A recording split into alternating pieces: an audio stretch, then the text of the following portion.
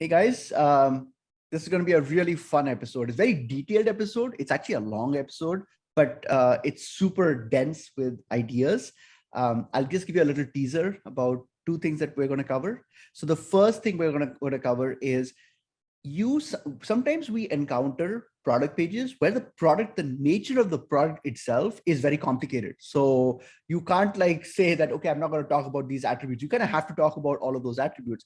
But for the user, they're going from, let's say, a search query on Google to a product page with like 12 complicated ideas. That's a really big jump. And that's why they causes huge anxiety. And so we're going to show you an idea of how to actually create a mid jump, right? So you go from like 0 to 30, 30 to 100. And you can get more people to stick around if you do it that way. So we'll show you an idea for that. And another idea we're going to show you is how to do reviews mining to understand the anxiety, specific attributes of the anxiety, and then to use visual cues on the product page to address those anxieties preemptively before they even arise in the mind of the buyer. So those are two ideas, but I think Lorenzo also has a bonus idea. Yeah, just stick until the end because literally the last minute, I explain an idea. It's not a CRO idea, but it's a super juicy idea to help Casper increase sales. Again, not a CRO one, but customer acquisition idea. I've never seen anybody talking about it. It's really good. It's really good. So should we get started, guys? Let's do it. Hey guys, welcome to another episode. In this episode, we're going to talk about Casper, which is one of the original OGs in the DTC space, and certainly in the mattress buying space, which today is super crowded space. But Casper was one of the first ones, and they were very innovative. They opened retail stores. They had a multi-channel approach, and really have a sophisticated marketing back end system, which is very clear as we were studying this. But Lorenzo and I, whenever we are working on a project or whatever we're working on something, we kind of start with this strong belief that we can, even if something is incredible, we can make it much better. Things can be made much better. And it's a very important mental model to use when working on a project. So irrespective of what you're doing, think of the puzzle from that perspective, and you will notice it leads to interesting insights. And the last thing I'll say is that every time I start working on one of these shows, especially for the Casper thing, what I experienced was extreme anxiety because I felt like, oh my God, everything is amazing and I'm not going to be able to come up with ideas. And you just have to fight that resistance, just keep on working through it. So let's talk about the layout of the page. They have this rotating hello You're bar. You're not sharing your screen, Rishi. Oh, that's right. I need to share my screen. So there we go. And where is it not? All right. So can you see my screen now? Yeah. Excellent. So this is the mobile page. They have a hello bar type interface floating on top, kind of rotating a bunch of offers. You'll notice that they have this, I think might be an experiment because Lorenzo was not able to see it, but there's this little dollar symbol, which I would say really draws attention because it's kind of inexplained. Then of course they show the product image. They talk about this idea of 4D sleep, which I have no idea what it means, but this is an idea that's being communicated.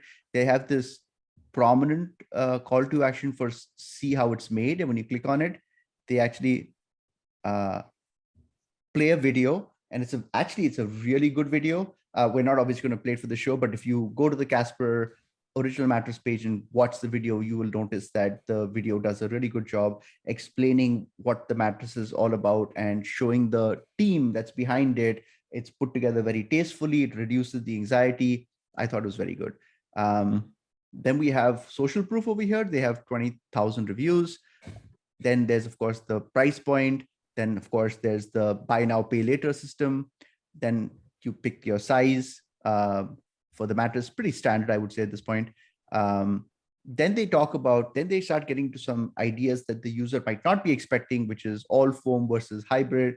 And if you click on it, they actually I wonder what changes. Do you know what changes if you click on hybrid, or is it just an option?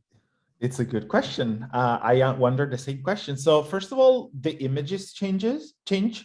And it took me a little bit to figure it out. I kept on like kind of comparing them. And then I think that's it. I think yeah. One of the ideas I had, but I didn't include in this episode, is, what's the difference between the two? Because right now they just communicate what's the hybrid version, but the user is in front of two choices, right? One and the other one, and they should communicate the difference between the two.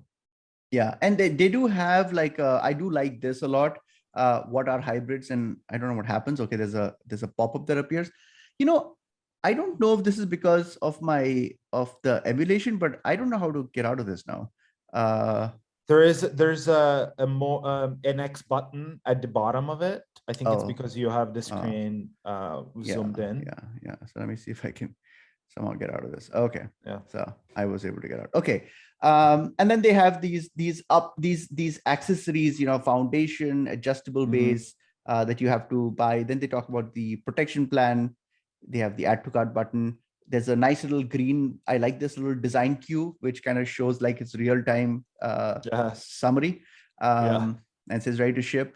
I like the fact that they have tooltips that for people that have, I'm not going to click it because again, I'll have the full screen problem. Then they talk about the Casper 4D sleep technology. Again, they give a little teaser copy and then you can click on more to kind of get more into it. They talk about the what all is inside.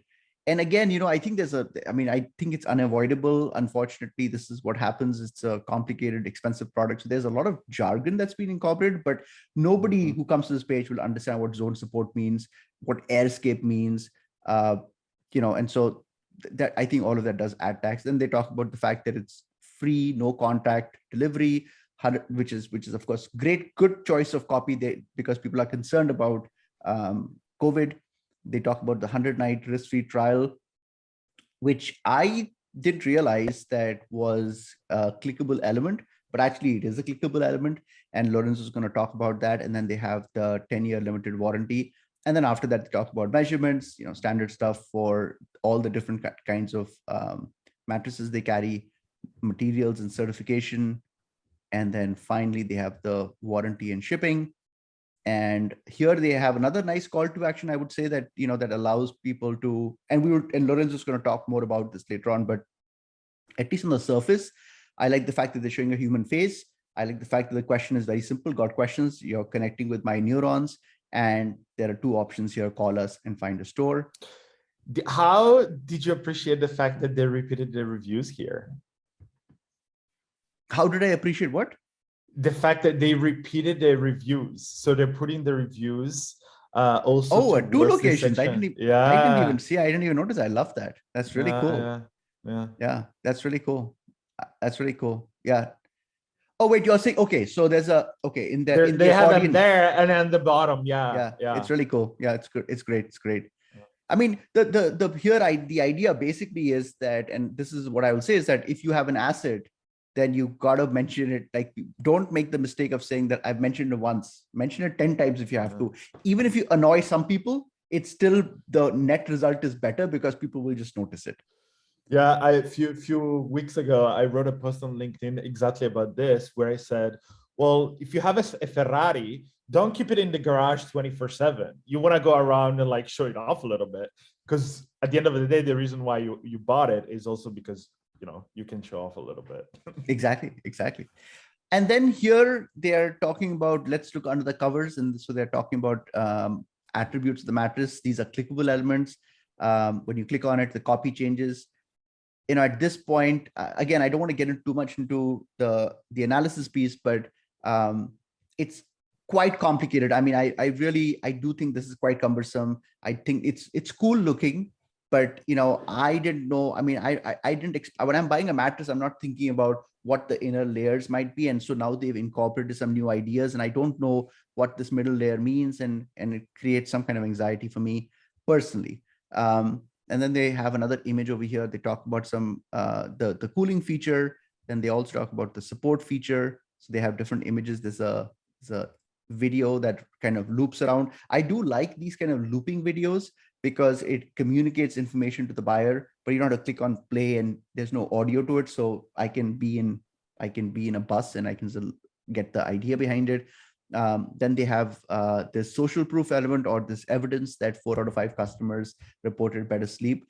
I always am skeptical about asterisks. I don't know what that means. And so I don't know. I think they've got some copy over here, which is impossible to read. In fact, so I think in some ways, this is actually problematic because they are incorporating an asterisk, but they're not showing. So I am assuming the worst possible thing, like some kind of nuclear option is behind. But that's just my opinion. And the last thing I'll say is that this is something that I think is truly one of the best implementations of review filtering that I've ever seen, because normally they have review filtering that talks about highest rating to lowest rating, highest price to lowest priced, most relevant.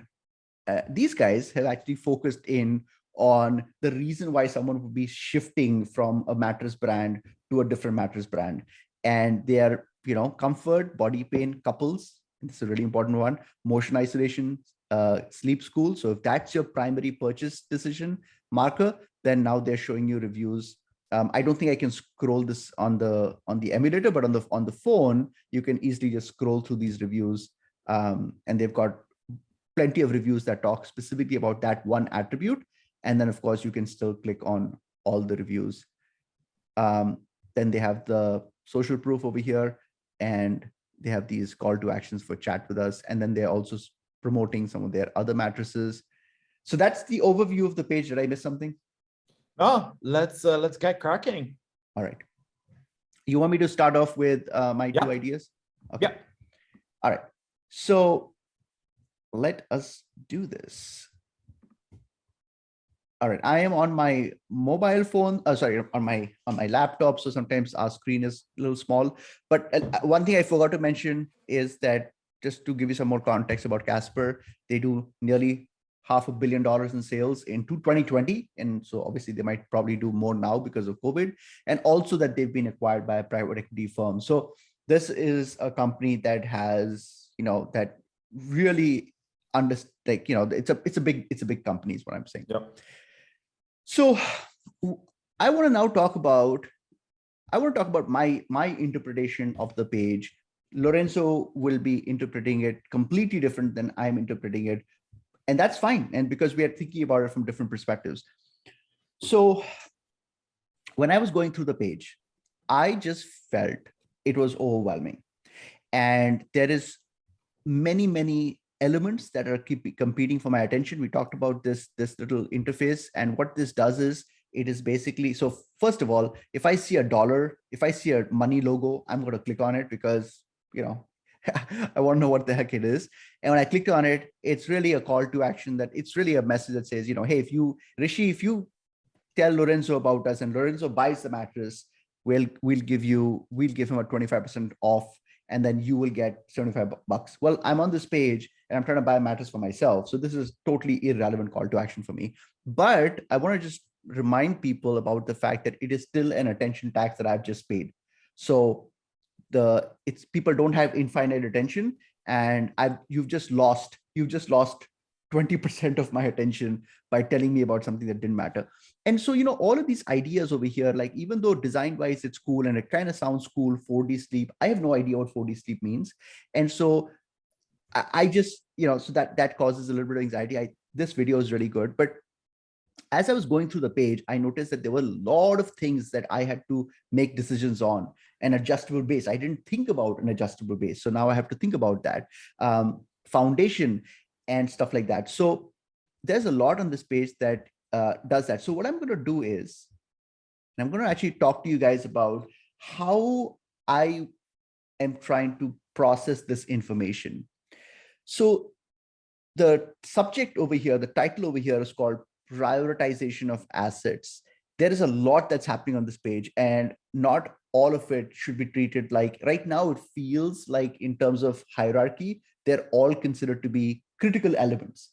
But are they truly all critical elements? So I want to talk about the 2 tensions that are taking place. Tension 1 is that for the buyer, we know this, we know this anecdotally, but we also know this based on just our awareness about the practice of buying a mattress and being consumers ourselves, is that mattress shopping is serious business, because I'm buying something that is an investment for many years, theoretically. And also I'm buying something, the reason why my anxiety is so high is that my wife is going to be sleeping on the same mattress as well, or my spouse is going to sleep on it, which means I'm going to hear from them for the next 4 or 5 years, right? So it's not just a personal decision like which coffee brand to have. It's something that affects the couple, and so it causes anxiety. The problem, and oftentimes, and I want to add something to that, because oftentimes, if you think about it, right, even the position of the way you sleep matters when choosing mattress, right? So now Rishi might be he might sleep on the back while your wife might be sleeping on the side. So now there's two different ways of sleeping that have an impact in the decision-making process. Exactly right. And so that's 100% correct. And one of the challenges is that on this page, now the brand might make the argument that, Rishi, all of this information over here that is causing you anxiety, for example, like the schooling and all of this, if you don't care about it, the user can just skip it. I would give them pushback on that. I don't think it's so simple, because the problem is, as a consumer, if I skip it, then I feel like an idiot that I didn't understand it and I didn't pay attention to it. So I can't really skip it, even though it's causing a lot of anxiety in me. I still feel morally responsible, of financially responsible to actually read this part. So I'm not going to skip it just because I'm not interested in this. So this puts a lot of pressure on me as well. And I remember, and I know Lorenzo knows about this, but there was a Jobs to be Done podcast interview that we had seen by Bob Mester, where he was interrogating someone who was switching between mattress brands, or maybe had bought a mattress brand. And that person talked about, he didn't mention this right away, but in the interrogation process, it came out that he'd actually been passively looking for mattresses, for a new mattress, for years. And so I believe, and again, this is just us speculating, but I'm pretty confident this is true, that most people that buy a mattress actually suffer a lot before they finally give up and say, I just can't do this anymore. I'm going to buy a new mattress. So it's a long buying cycle. And also that means there's a lot of anxiety. So my point is that there's a lot of anxiety that the user is experiencing just by the nature of the product. I don't feel this anxiety if I was buying a vacuum cleaner, or if I was buying other kinds of products, even though the price points may be similar. It's not just about the price point. It's about the nature of the product. A mattress is something that I sleep on every night, and a wrong decision is going to cost me, The other tension, that's one tension. The other tension is that people have short attention spans.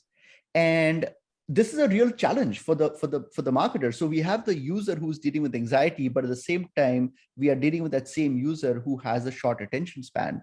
And what I felt was that on this page, there are too many ideas that are being communicated. So what I'm going to show you is, what I've done is I've annotated.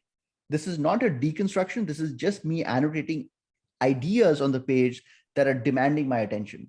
So a simple floating, the simple floating element on the top of the page, just a second if I can move this, the simple floating element on the top of the page is also taking my attention. Everything takes my attention. That dollar symbol takes my attention. Incorporating of this idea of 4D sleep, which I've never even thought about before, is causing some kind of, is taking my attention.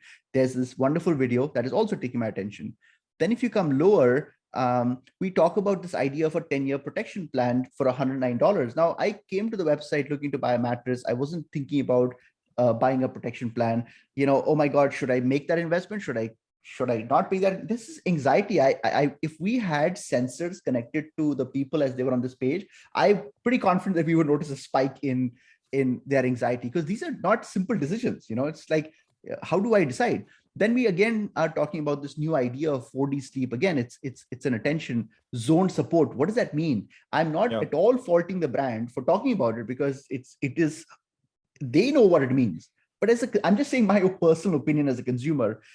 I just feel like, okay, what does zone support mean? I don't understand it. It says helps align your spine. I don't know. I just felt it caused anxiety. All of this. And the point I'm trying to make here is that we're not saying if this is good anxiety or avoidable anxiety. I'm just drawing attention to the fact that it is causing anxiety. Not everything, for example, I could make the argument that seeing the price point causes anxiety as well. I'm not going to Casper and saying, hey, Casper, reduce the price by 50% cause anxiety. I'm just making them aware of the fact that this anxiety is being caused, and let's think about how we can actually mitigate that anxiety. And that's what I'm going to show you next. Then we have materials, certifications, measurement and dimensions, warranty and shipping, everything. All of these elements are causing anxiety. Here, airscape technology, again, it's causing anxiety because I don't know what these things mean. So all of this is kind of information that I have to process as a buyer. And my whole point here is that this is the second tension that's happening on the page. So here's what I would do.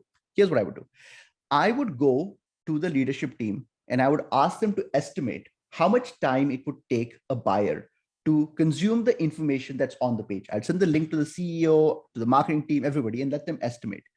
I will then get their estimates, and then I would go to analytics and I will see how long people actually spend on the page.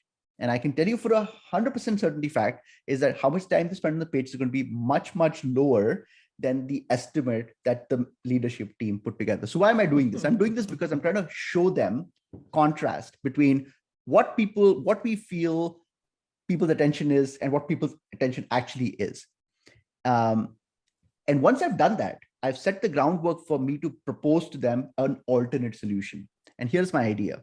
So my idea is that I will essentially take that same mobile page, but I'm going to actually modify it in a very specific way where when you first come to the page, you'll see all of this. It looks like it needs to look like a normal product page. It's really important that it looks like a product page.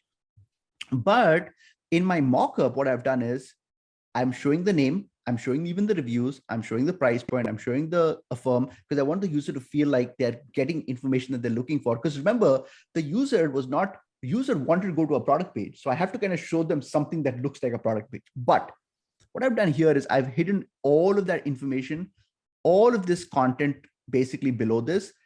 All of this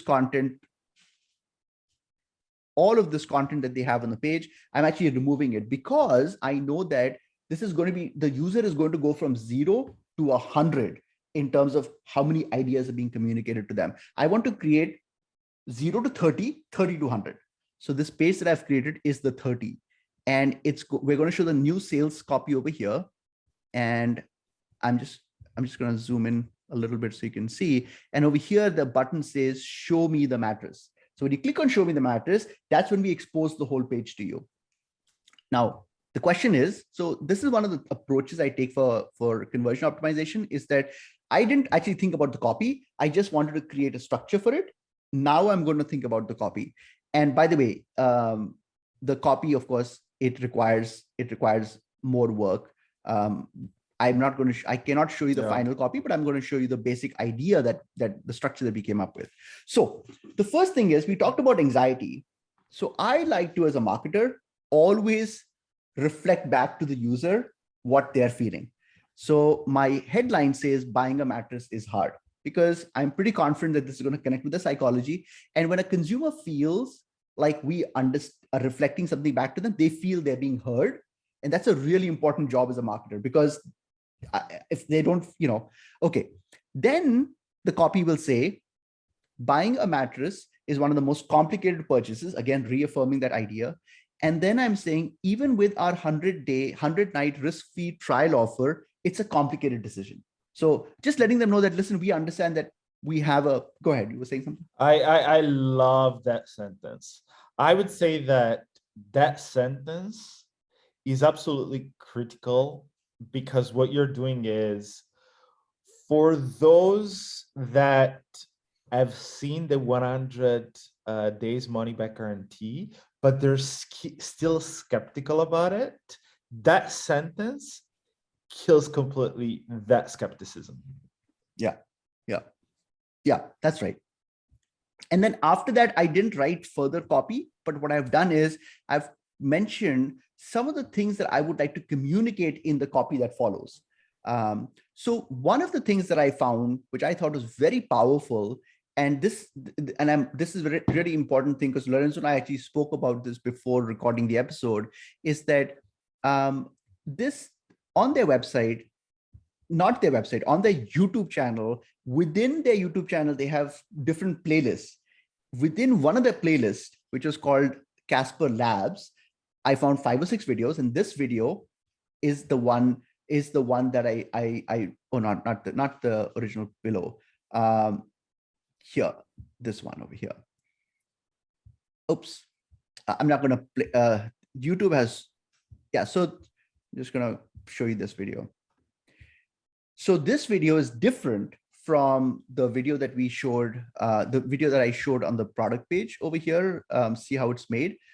This video is actually super special because, I'm gonna, let me see which one it was. Oh, I'm sorry. I apologize, guys. It's this video. It's called How We Engineer Our Product to Help You Sleep.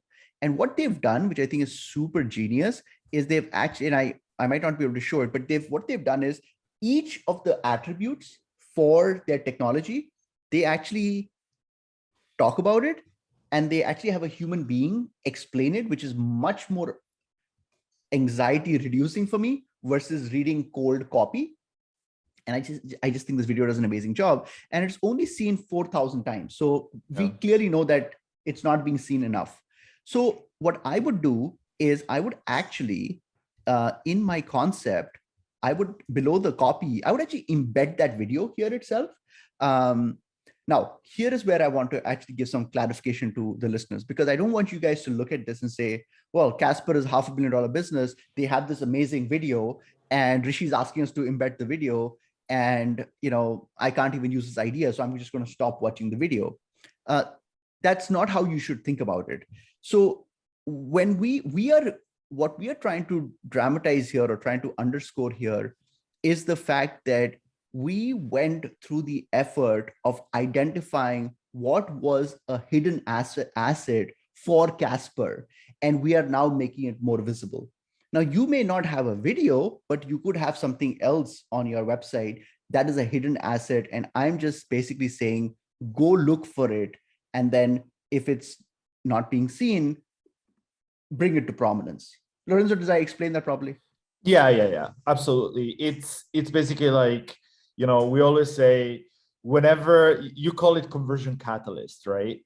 Like whenever you find something that is valuable to the customer, and you find it, across your media properties or YouTube, right?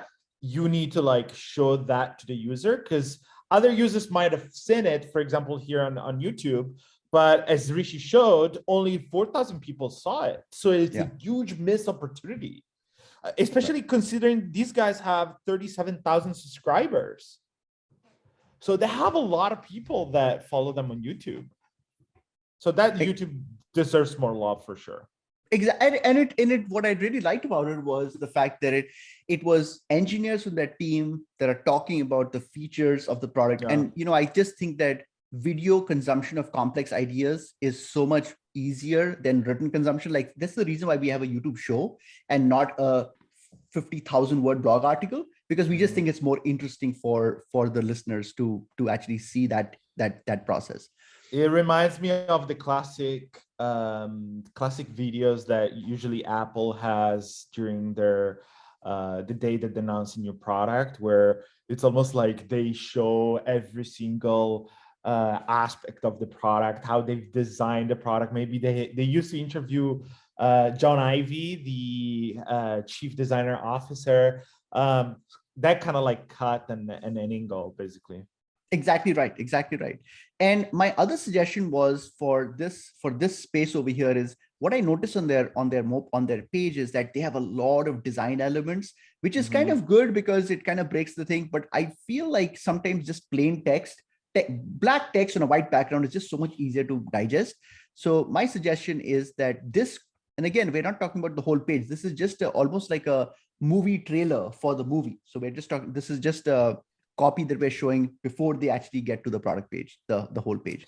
It's the ad for the copy that comes after, right? Exactly right. Exactly right. Is that it should be in simple text. And the final thing is what I've done here is I've also applied a priming statement. And so what I've done is below our copy, it's going to say something like, I just made this up. It says, we've spent 9 years developing this mattress. Let me just, this is how raw this show is. We don't, we're doing everything real time. So we spent 9 years developing this mattress. Will you have 5 minutes for our page today? Or do you have 5 minutes? I guess it can say, it doesn't matter. And then there's a yes, no button over here. And the reason I've done this is some people might be coming to this page and they might literally be like just doing very, very early form research. And I need them to read this, all this complicated information that I have. So I've reduced their anxiety, first of all, by this point, but now I need them to read that information, at least make some time for it. So the idea is if they click on yes, then of course we can say something like that's awesome or whatever, but something very important has happened. The user has made a social contract with himself or herself that says, I will spend 5 minutes. So they may not spend 5 minutes, but if their average time on page is 2 minutes, I'm pretty confident that for our test group, it'll go to maybe 2.5 minutes. And 30 seconds is a big deal. And so just getting them to do that is very useful. But the other thing is, of course, if they say no, then we want to capture their email address and then, can you continue this conversation through email? So that was my first concept. I'll jump to my second one as well. But Lorenzo, did I miss anything? Is there anything that's unclear? No, awesome. All good. Awesome. So my second idea is that one of the core, it's kind of related to the first idea in the sense that I'm really opposed to this notion that everything is important. When you say everything is important, then you're basically saying nothing is really important. And so I like to really zero in on things that I believe are truly, truly conversion catalysts. And to me, after studying this page, I concluded that this was a very strong conversion catalyst. It's a really good video, and I would recommend you go and watch the video to see what I'm talking about. And in this example, I've zeroed in on this video, but you may come to a different conclusion, and that's fine too. I'm just drawing attention to the fact that once you identify that primary conversion driver, then you need to make sure that 4x as many people are seeing it. That's all I'm saying. So in my case, I focused on this one. You may come to some. Lorenzo, were you saying something? No, I had a more like a question for you, because you have the conversion catalyst as a principle where you're saying, oh, we know that this element is important in the decision-making process of the user. So we want to make sure that that element is visible as much as possible. What about the opposite? What about an element that is blocking the user from purchasing? Do you have a sort of like similar principle for it? Yeah. So, I mean, yeah, part of what we do during deconstruction is we're actually eliminating and dampening all of those elements. Gotcha. Yeah, that's exactly correct. So what I've done here is, here is my thesis. My thesis is that people that watch the video, and of course, all of this can be tracked in through event tracking, which I'm sure they already track. But my thesis is that people that watch the video have a higher probability of converting versus the average people that come to the product page. Assuming that is true, I would then investigate to see how many people actually watch the video, how many people actually click on the call to action. And I'm 100% confident that the client is of the opinion that it's in a very prominent location, it's a very prominent call to action, they will have a very high click-through rate. And I'm telling you right now, without looking at their analytics data, the click-through rate for the click rate for this button is guaranteed below 20%. So the thing is that, okay, now we have 2 data points. We know that something is a conversion catalyst, and we also know that the click rate is much, much lower than it should be. The solution then becomes very simple, is to set it up as a choreographed experience. And in simple terms, what that means is that I'm going to repeat that same call to action in different ways across the page, but I'll do it conditionally. And what I mean by that is that if someone comes to this page and if they click on this button, then they've already satisfied the goal. So I don't have to remind them about the video again. But if they don't click on the video, then I'm going to repeat for them the video at strategic locations on the page. So I found two locations, maybe two locations to show it. One location, of course, is a hotspot, is the add to cart button. So what I did was, in my concept, I have added a link over here that says, see how it's made. And when you click on it, it shows that video. It shows it conditionally. So if you watch the video, it doesn't show it. And then the other location I picked was, if you come back to this page in these bullet points, after durable base form, I've added another bullet point that says, see how it's made. And again, so what I've done is I'm basically dramatically increasing the probability that someone will interact with this call to action. And because I am of the opinion that this video is a very strong conversion catalyst. Now, you may not have a video on your side, but it does. Hopefully you can understand the lesson of what we're talking about and interpret it for yourself, for your own website. And then the final thing I'll say is that when you actually do watch the video, which I'm not going to play, by the way, this is a big mistake they've made, because people actually will look at alternate views. This video call to action should remain floating, because it's just gone after the first screen. But I'm going to stop this. But at the end of this video, it ends by saying Casper. And I think there's an opportunity here for us to actually convert this into a feedback collection mechanism. So what I've done in my concept is, at the end of the video, I'm going to ask them the question. If I'm going to ask users the question, so I'll maybe place it somewhere over here. Did the video address the questions? Did the video address your questions? And there'll be a yes, no button. And so I can track that. And if majority of people are saying no, then maybe I should get another video or something. So that is my concept. Yeah, I want to mention something about the concept that you have of conversion catalyst. If you go back to the design where you're showing the call to action about stop there. Yeah. So, you know, what you're doing here is actually something that I do not just on a product page or whatever the page is, but on across the site. So I'll give you an example. Let's say that, like, super simple example. Let's say that we are running a test on this product page, and the hypothesis of the test is that by making more prominent the fact that they have 100 days return policy, people will have less objection about buying the product and conversions will increase, right? So let's say we run that test, and what we discover is that the test wins and there's an uplift of 10%, right? So the hypothesis is being proven. Now, what I would do, because again, shows that, you know, lowering rejection around the 100 days return policy is a conversion catalyst. So what I would do is I basically use that conversion catalyst. I plant that conversion catalyst around other pages of the website. So, you know, we tested on the product page. I would want to test it also on the cart, because we had a data point of a test that we previously ran that said, yes, that is a conversion catalyst. Now, maybe like not a lot of people have seen it on the product page, or maybe like, you know, the user is coming back, and when the user comes back, doesn't visit the product page. Now we put it on the cart. That's exactly correct. Yeah. Well, I mean, you want to infect it across the entire funnel. Yeah. Wonderful. You used a choreographic term.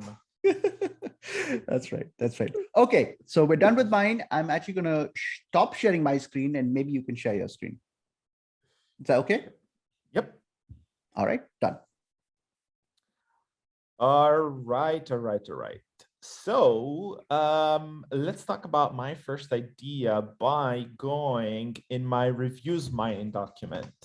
So just a quick reminder for the people that have never watched an episode before. First of all, shame on you.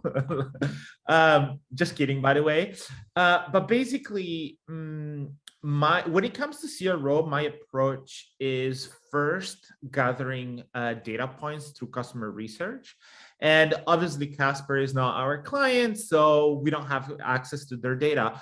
So what I do I look at the data that is publicly available, which is in this case reviews, customer reviews from the product page, and I basically analyze all the different reviews, around 50, 100, depending on how much time I have, and I analyze all the different reviews, and then I bucket the reviews in different insights and themes based on that. Now, one of the themes that I usually discover is what I call anxiety. And what an anxiety is basically a user that in the customer review expressed some sort of like hesitation, anxiety, or skepticism around buying the product. So the classic sort of like structure of the sentence, just so people understand how to look for anxieties when they read a customer review. The classical example is, I love this product because of X reason. Before buying it, I wasn't sure about X, Y, and Z, but then at the end of the day, I decided to buy it anyways, right? That sentence that says I wasn't sure about X, Y, and Z, that's a proof that the user is being anxious or has some hesitation about something in specific. So in this spreadsheet, in this section anxiety, I recorded what people have expressed as hesitations and anxiety. And I want to basically kind of like draw the attention on two of them. The first one is it's too risky to buy a mattress online. So think about it, right? This is very, very interesting because, whenever you buy a mattress, they kind of like control. Let's put it in the A/B testing language here. The control is actually going to the offline mattress store and touch the mattress, maybe like sit on it, talking to a person that is a mattress specialist and so on. So these people are saying, oh, it's too risky to buy a mattress because basically I can't touch it. I can't see it, right? Yeah, sure. You can argue that a lot of other products you can't really touch them and see it, but for the mattress is particularly important because you spend half of your day, well, maybe not half of your day, but 1/3 of your day on a mattress. Then the other thing I want to point out on is I've had a bad experience with another mattress company before. Now, what happens is that everybody has a mattress, or I wouldn't say everybody. I would say like a very, very high percentage of people do already have a mattress. And what these people are saying is that they've had a bad experience with a mattress in a box company before. Now, what happens is that their level of skepticism and anxiety and hesitation because they've had a bad experience is even higher. Because now their benchmark is, I've had a shitty experience. Now, before pulling the trigger, I'm even more skeptical. So keep this in mind before, and then I go to the next theme, which is the benefits. Here in this section, I call it benefits and results, and I basically. Ernest, do me a favor. Can you possibly, because we have the screen on the right hand side as well, do you want to maybe expand your reviews menu, unless if you want to go back to that new mobile screen as well? Yeah. Here, just make it a little bigger as well, just because I want people to see it. Wonderful. Yeah. So in this section, I basically listed down all the different benefits and the results that people have mentioned to have gotten from the Casper mattress. And I want to point out a few of them that I thought were very interesting. The first one is the mattress was very comfy. The second one was it's easy to set up and unbox when I received it at the house. The mattress has a great support. And then the two other ones that I thought were interesting were it's firm and soft. Okay. Again, this is all product attributes and benefits that customers have mentioned in the reviews organically without us sending them an email asking them about these product attributes. So what I want to do is, because going back to the anxiety of like, oh my God, I've had, it's too risky to buy a mattress online. What I want to do on a product page is basically, I want the person to feel like she is in an offline mattress store. Because again, the person can't touch the mattress.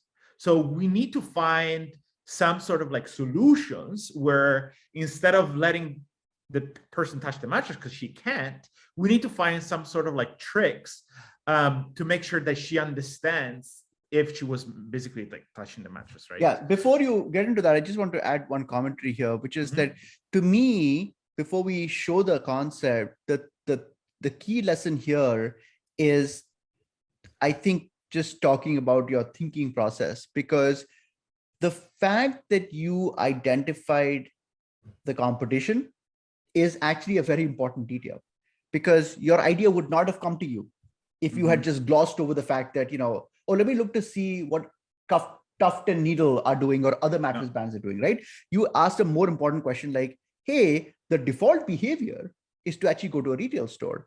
So that's what I'm competing against. And then you dug deeper to say, what is the difference? And that's what led to the idea. So even though the listeners may not be working on a client that is selling a mattress brand, I want them to learn the art of identifying a point of friction and then really thinking about that point of friction. And the solution will always reveal itself. Yeah, and if there's a very interesting, I would call it tactic, basically, that a lot of sales teams have in SaaS and B2B companies. And it's basically, I don't know if you heard about this. I just thought about it right now. It's called the battle cards. Have you heard about this concept? So basically, it's imagine it as a document where they have a bunch of selling angles and pitching points against the competition. So, the classic kind of like a pitch when you go and kind of like have discovery calls with potential leads, you ask, okay, who else have you spoken to, or what kind of solution have you tried in the past, and so on, or are you talking to any other competitor that sells the same thing? And if the person says, yeah, I've tried X, Y, and Z, now you have to pitch the client against what the control is, which is like other solution that the prospect they use, right? So the way to think about it is very similar here.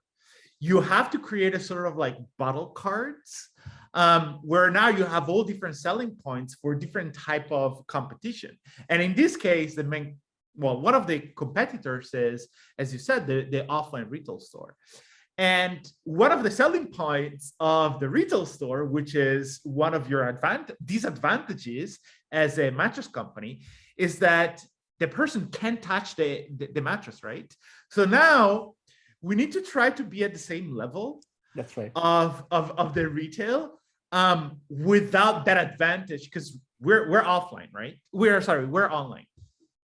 So now what I would do if tomorrow Casper hired me and I just had access not just to the reviews, but also to a lot of other data, the first thing I would do is I would actually send a customer survey to their customers, asking basically what were the main sort of like benefits and attributes that they love the most about the product. Would you send the survey to just recent buyers or to all buyers? So I actually think it makes sense to create two different surveys here because I want to understand two different type of behaviors. I want to understand the behavior that got them to buy, they made them buy. And then after a few weeks or months, whatever, I want to understand the consumption behavior. And what that means is that, okay, you might have bought the mattress because of X reason, but now within the next say like 3 weeks, you have experienced different results than you might not even thought about when you first bought it, right? So I would want to send 2 different type of surveys. Super simple to do it nowadays with like email marketing tools. I'm a huge fan of Klaviyo. You can create like seamless segments based on like triggers and behavior. And again, I would understand what were the main benefits that people have picked and chosen when they bought a product. And then what I would do is I would basically like tailor the whole pitch, the whole page, product page, or around these benefits. And what I mean by that is that I would just talk about those 3-4 main benefits. And I want to show you, few ideas I had in mind. Let's say that few of the benefits that Casper, that I have identified during the reviews mining are the true ones, right? So going back here, it's very comfy, it's easy to set up, and it's firm and soft, right? So let's pretend that these are truly the main reasons why people bought the product. So what I would do is, again, guys, we are in a situation where the user cannot touch the product. So the only way for me to make the user understand something about the product is to show deeply what the product does and how the product is. So here's what I would do. And, I literally, the way I came up with these ideas is, our good old friend Google. I literally Googled mattress plus benefit, right? So in this case, some users said, oh, I love that the mattress was very firm. So what I did was I went ahead and Googled mattress firmness, and I found this great image, which is not from Casper. I don't even know what company it's from. But basically what this image show, I'm gonna make it a little bit bigger. What this image show is basically like a gym weight that somebody put on the mattress. Actually, it's a Satva mattress. It's a competitor mattress. So they're putting that gym weight on the mattress to show how firm the mattress is and to show that the gym weight doesn't go deep into the mattress. Again, that communicates that the mattress is firm. The second one that I thought it was very interesting was it bounces back into place quickly when I push my hand. So again, I went to my good old friend Google and I Googled the keyword, and look what I found. I found an image of a person that is pushing the mattress, and that communicates that even if you push the mattress, it bounces back. And you were talking about the loop earlier. Casper uses this loop image where there's no audio. You can use this as a loop. Instead of like an image, you can use like 3-second loop or GIF, whatever you want to call it. And the user is pushing his hand or her hand on a mattress, and you see that the mattress bounces back right away. And what's really fascinating about this example is that this is exactly what I would do if I went to a mattress store, right? I would squeeze the mattress. Exactly. So we are basically taking that behavior and reflecting it back. Yeah, because again, unfortunately, we are in a disadvantaged situation, and we need to mimic what's happening out there in the offline space, right? The other interesting image I found was actually straight from a Casper review website. And I found this video review about this guy actually showing how firm the mattress is by literally bouncing a ball on the mattress. Just another thought that I had. The next benefit that people have mentioned is it's easy to set up, unbox, and it's easy to move around the house.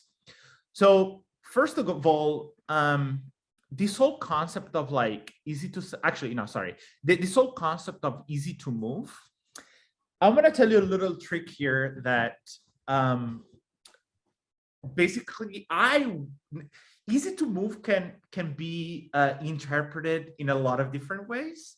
But one way to dramatize how easy it is to move something is to say, okay, let's say, Rishi has a six-pack, or Rishi is like a gym fanatic, and he can lift 300 pounds of weight. I'm not going to show a photo of Rishi, trying to move the mattress, right? Because it's like, of course it's easy to move. Rishi, is a gym alcoholic. Of course he can move it, right? What I would do instead, I would use an image of a woman, for example, or even like a young kid, with just like a kind of like a, or maybe even an old person, yep, right? Yeah, even an old person. And what that communicates is that even an old person that doesn't particularly have strong arms or in general like strength can move the bed, right? And I want to show kind of like an example of image. Again, I found these images on Google, and the reason why I'm putting these images is a way for you guys to be inspired about. Sometimes a lot of these ideas, you don't need to like reinvent the wheel. You can just go and Google this, whatever you're trying to achieve. And, in this case, just go to the Google images section and you find them, right? And again, in this case, I just literally like Googled mattress stairs or tie stairs. I don't remember what the keyword was. And I found this image. And again, this is a competitor's product actually, right? And this shows how easy it is for a person to move a mattress box, even in super tight stairs, right? The other example I had here is easy to unbox. So again, I would actually show a loop or a GIF about how easy it is to unbox. In this case, actually, it was a Casper mattress. I wonder if this one was an ad from TV or a display ad. And then finally, this image was again from a competitor called Lal, and it shows two people while they're basically like unboxing the mattress straight on the box spring. And again, in this image is actually not that great in my opinion because it's just an image. But what I would do here, again, I would use the same loop approach, because what's interesting is that what happens to the mattress once you opens it up and it starts like inflating a little bit, right? Because it's a mattress in a box concept. The last benefit that I want to again talk about and use images and loop images to dramatize those benefits.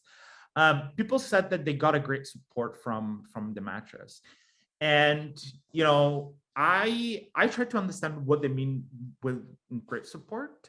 And some people said, oh, it's a great support, especially around the edges of the mattress. And what they mean by that is that even if they go towards the edges of the mattress, if they move the weight all towards the edges, they don't fall off the bed, right? So what I'm trying to communicate here is, again, straight with the loop, is that even if the person gets closer to the edges of the mattress, he's not risking of basically falling off the bed, right? Yeah, so one thing I want to mention to people, because similar to what you said earlier, it's like, okay, Lorenzo, these are all amazing ideas, but I don't have these images, right? Like, this is all something that I have to create from scratch. And I want to show people how easy it is to create something like this. And I put actually together two different scenarios. All these images, the first one is all these images can be done with half-day work, like actually less than 4 hours. So what I would do is I would go on Yelp, TripAdvisor, whatever whatever, directory website you choose. And I would hire a photographer, right? I would, obviously look at the reviews, or maybe I would ask friends if they recommend one. Then what I would do is I would go on Airbnb. I would go pick a location, maybe close to the Casper's office, right? And I would literally, maybe like, let's say I want to shoot a photo of the house with the very tight stairs, because I want to show how easy it is to carry the mattress throughout the stairs. I would want to pick a house in my filters on Airbnb that has 2 floors, right? And then what I would do is I would literally rent the house for 1 day. I wonder if Airbnb nowadays lets you rent the house even for like a specific number of hours. And then I would just bring my Casper mattress. I can ask for a pickup. If I have the pickup, fantastic. Otherwise, I can do, I think it's called Owl, the pickup, the moving brand that you guys have in the US. Yeah, you know what I'm. Well, you can hire like a TaskRabbit guy that brings you the mattress from the Casper office to the house, and then hire another person 4 hours after, once your photography shooting is over. And keep in mind that's right, perfect. So that's again 4 hours of work max. I actually found an alternative to that. Let's say, this is still a lot of work, 4 hours, it's too much work, oh my God. So what I would do is I would actually crowdsource this to my customers. So what I would do is as soon as my customers buy the mattress, I would send them an email and say, hey, here's an opportunity for you to win something for free. I would do 2 options: either win something for free, or if the client is okay with it, I would just give something away for free to whoever does it, and say, I want you to record with a video, with a, could be like a professional video camera if they have it. If not, with the iPhone is fine. And then, my video editor will figure out a way to make it nicer. But I want you to basically record the whole unboxing experience from when the FedEx guy literally brings the mattress to inside your house until the mattress is all unboxed on the box spring. Because again, then I would pick and choose whatever the best videos and testimonials, stuff like that. Again, this requires 0 work from your side, just 1 email copy. If you don't know what to write in the email copy, just ping Rishi, and he'll give you some recommendation, because he's the master of that. Any thought about this one, Rishi? I love this. I mean, I'm so glad that we've thought about this, because I think that we need to kind of keep this in mind for all the ideas we talk about. Of course, it's a general note that whenever we talk about ideas, we're talking about principles. You have to interpret this based on your budget, based on the nature of the product, based on what you can and cannot do. We just want to really teach you guys this idea of saying, like, for me, the genius, of course, I loved the images that Lorenzo picked, but for me, the genius of this idea was the fact that he identified the real enemy, which is the retail store. Once you identify that, then it's like following the breadcrumbs. So I think this is really good. I loved your suggestion of those 2 different paths to get to it, to get to the result. Great.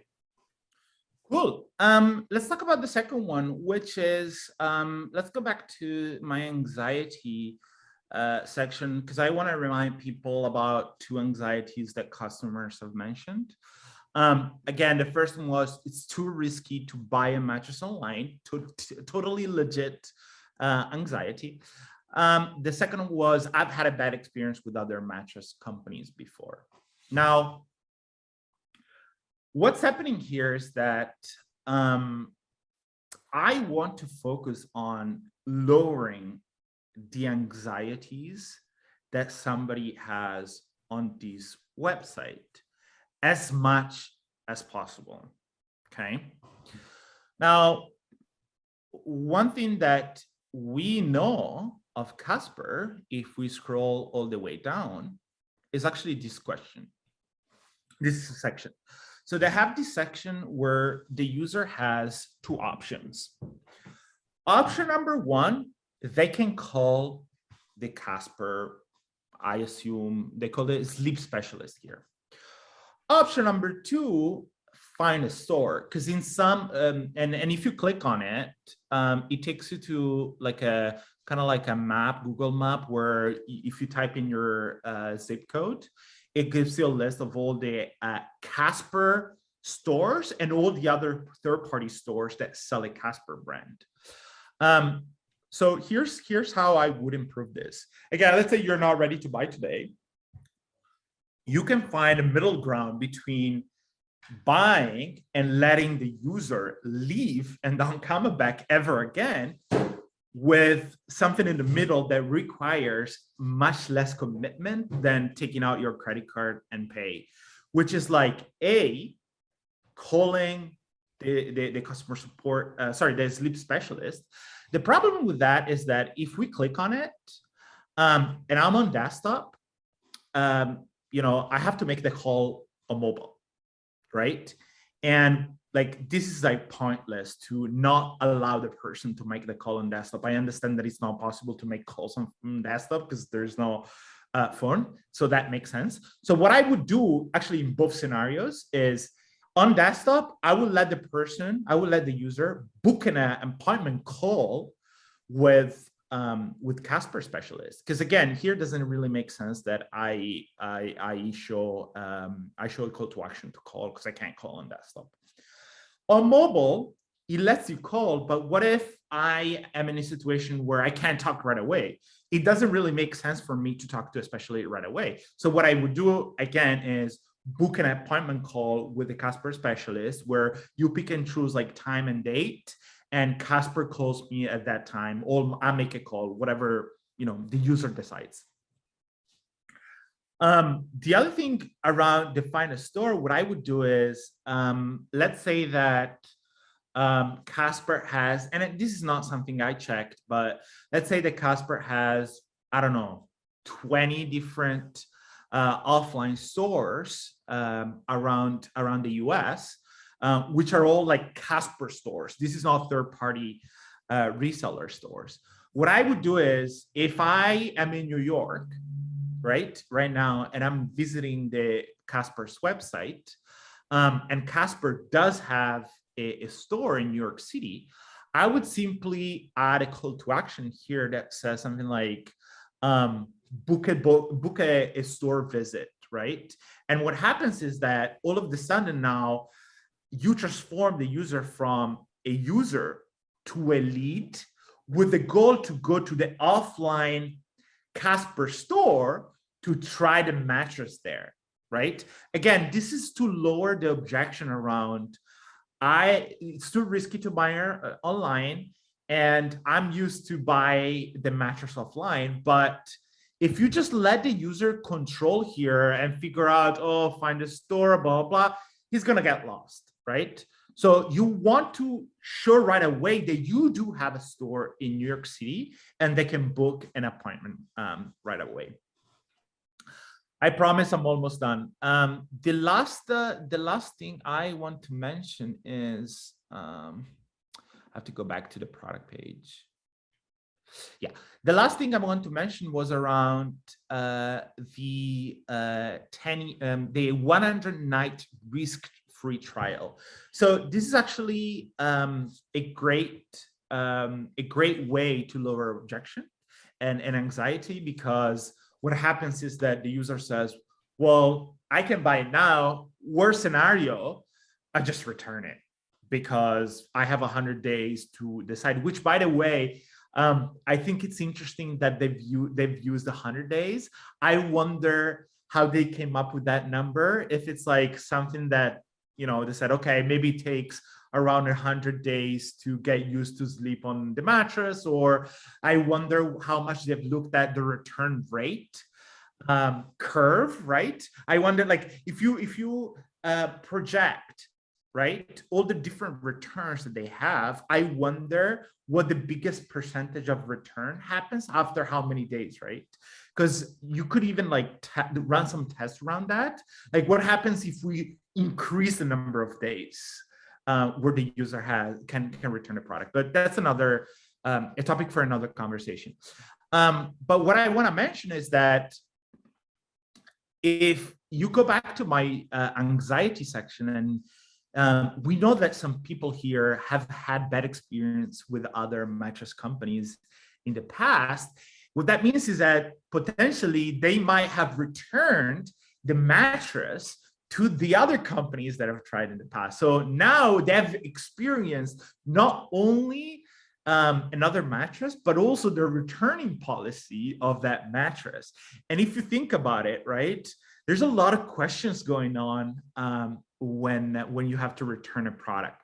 In this specific example with the mattress, the questions are even more, because now all of a sudden, like, oh, I don't have a car that is big enough in order to bring the mattress. Will you come to pick it up for me? Like, what's going on? How does it work exactly? Because, you know, I'm not returning a pen where all I have to do is literally like have the FedEx guy come to my house, put it in an envelope, and it's returned, right?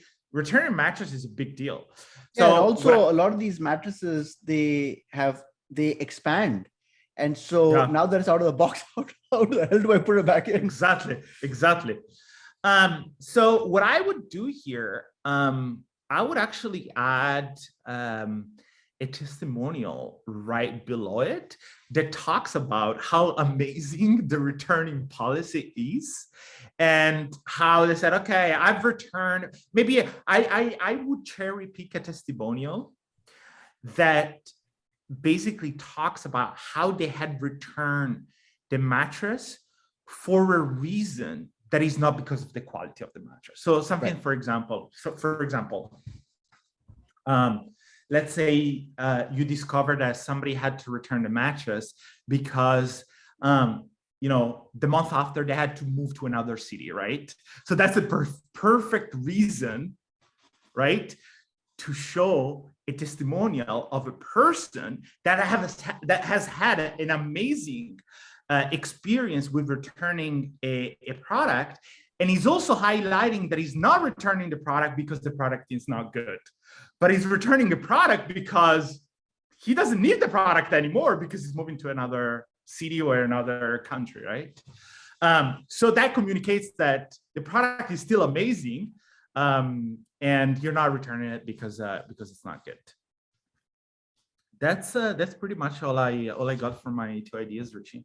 I really like them. I think I just love the show. It's such a genius idea to show the in context review around the 100-night free trial. It just totally makes sense, and it reduces my anxiety, because I'm already feeling, if I'm already thinking about the free trial, means I'm already nervous about the purchase. To see a review that says, you know, it's really simple to return it, just makes me feel like, okay, there's no friction here. So yeah, great. I think this was one thing I wanted to mention. You know, you spoke about 2 ideas, you know, very focused about CRO.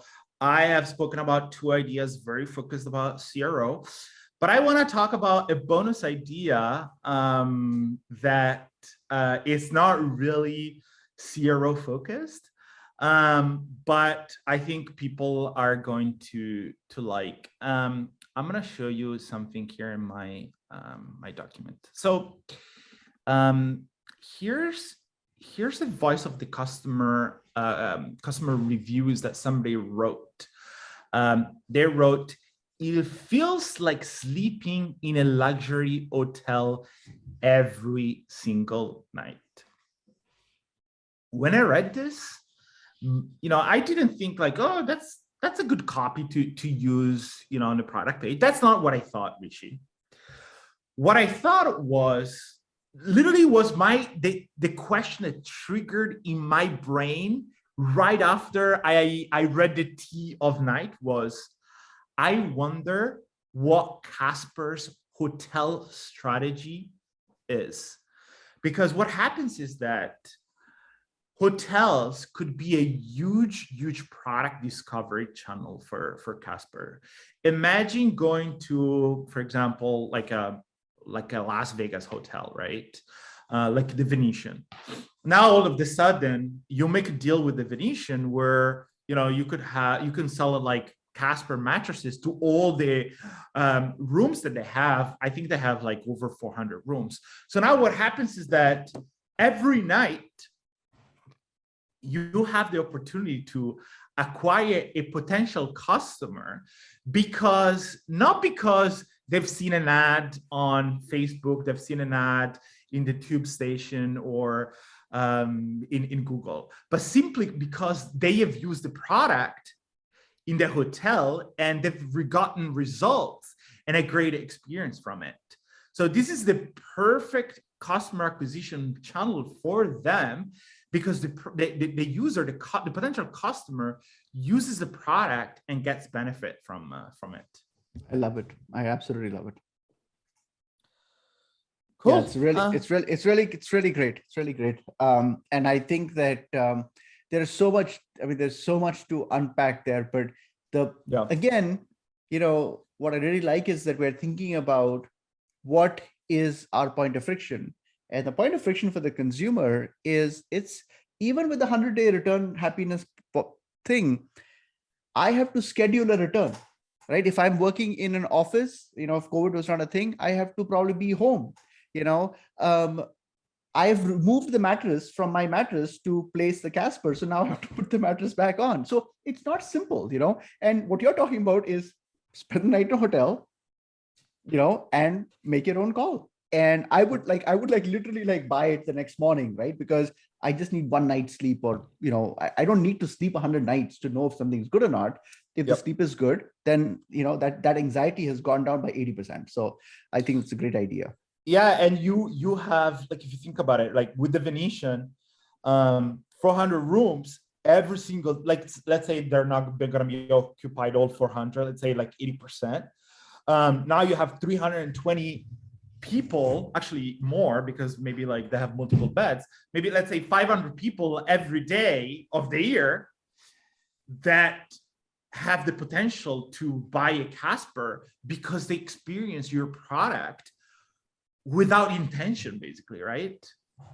Yeah, no, I love it. I love it. That's great. That's great. I think we can wrap up this episode. I think this has been a really good episode, and we will see you guys shortly with yet another DTC brand.